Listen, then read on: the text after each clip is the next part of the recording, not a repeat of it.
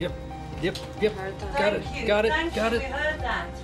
We were getting, actually, a conscious reply. Can you do this on the table where the Bible is? And he knocked once. It responded. It knocked once. He knocked again. Twice this time. It knocked twice back. Then Andy set up a real drum rhythm of knocking. And it thought, nah, I'm not having any of this. They're taking the mickey. Well, I think we did have some kind of success with the ghost nest. It was a definite intelligent response. So there is something there. And once they analyse this static, generally they can find words or bits of sentences that are there, hidden within the static.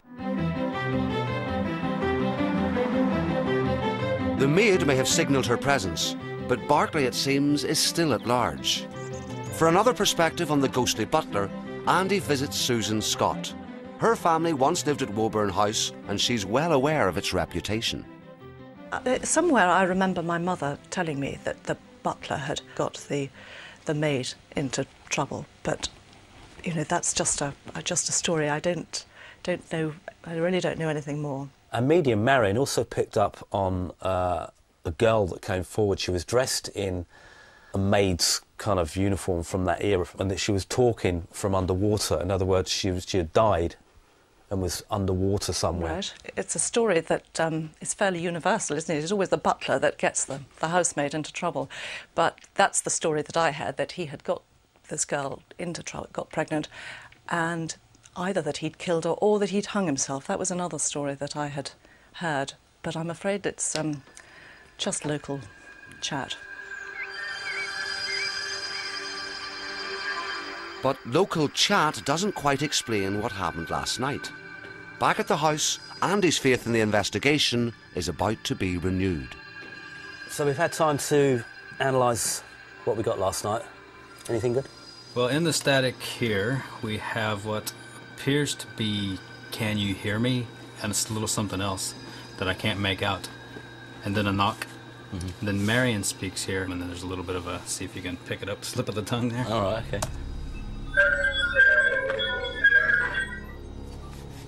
It's a knock. It's Marion. And again. Shit, shoot, shoot, shit. Sounds like shit to me. Would they have used the word like shit back in the 1800s, or? Well, maybe if they've just discovered Marion is onto him. What was the question she was actually asking? Can you hear me? It's when Marion was sitting there and I was getting the static, and I asked, can you confirm to him that we can hear them? Yeah. And she said something about "we can hear you," and then you got that shit. So it's kind of a surprise, like... She can hear us.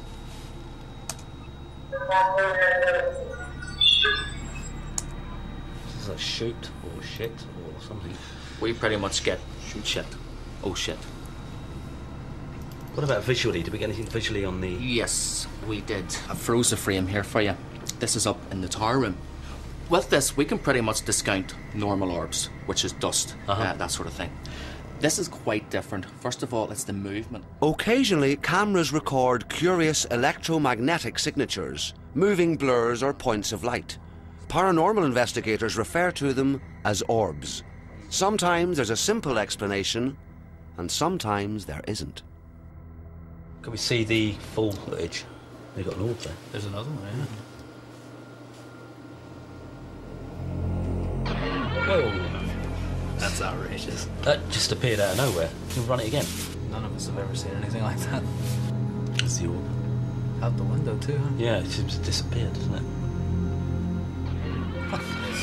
And it disappears there. It's appearing there and disappearing there. And it came back, didn't it? Back that way? Yeah. A few minutes later. Where am I looking at? Bottom left. It's gonna From left to right.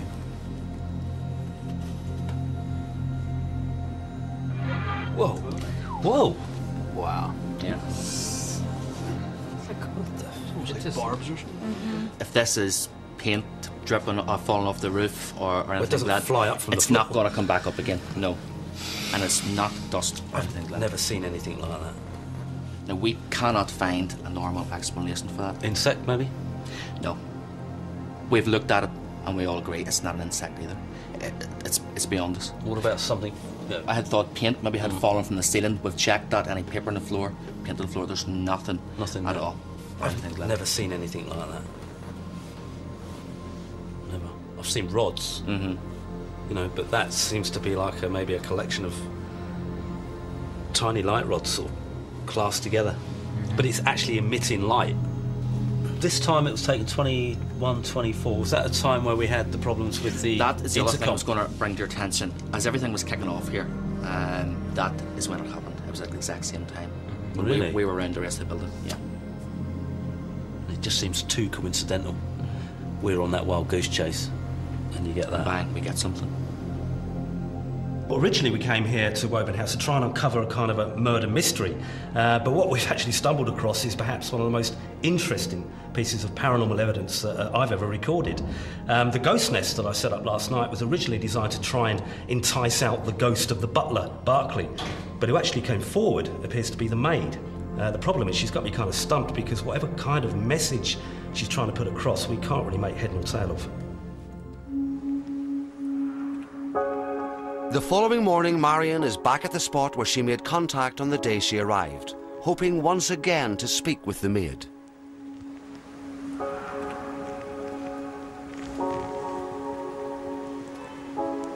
She's definitely here on the outside. She out now? Yeah, she's here. She doesn't like the house. She doesn't like to be in the house. She likes to be outside. Yeah. I'm going to try and ask her, does she know who killed her? Is your name Anne? She's nodding. She's standing right there beside you. So. And I'm saying, was it her energy that, you know, I found in the well? Yes, she's nodding. It was her. And was it one of the staff that hurt you? No. No. She's going like that all the time. And were you pregnant? Were you having a baby? Yes. And did your parents know that you were having a baby? No. No. Did you tell the father of the baby, Anne?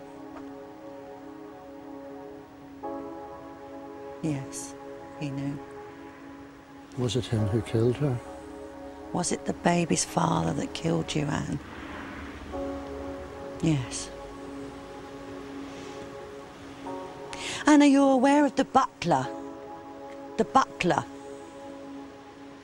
She doesn't like him.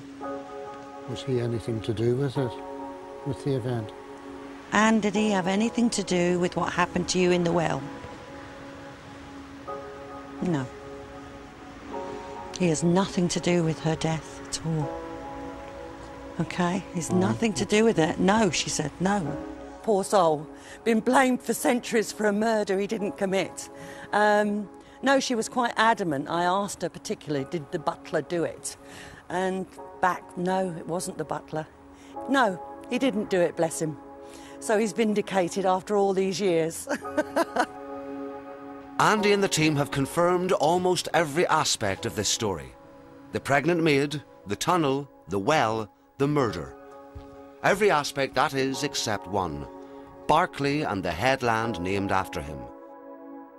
Perhaps the legend of Woburn, retold and refined over the years, has made a convenient scapegoat out of an innocent man. Marion believes so. The question is, do you? And next week, the team investigate a haunting at a wine warehouse. I'm saying nothing. Northern Ireland's Greatest Haunts continues same time, 10:45 next Wednesday night. Up next tonight on BBC One Northern Ireland, the movie Connections of Sliding Doors.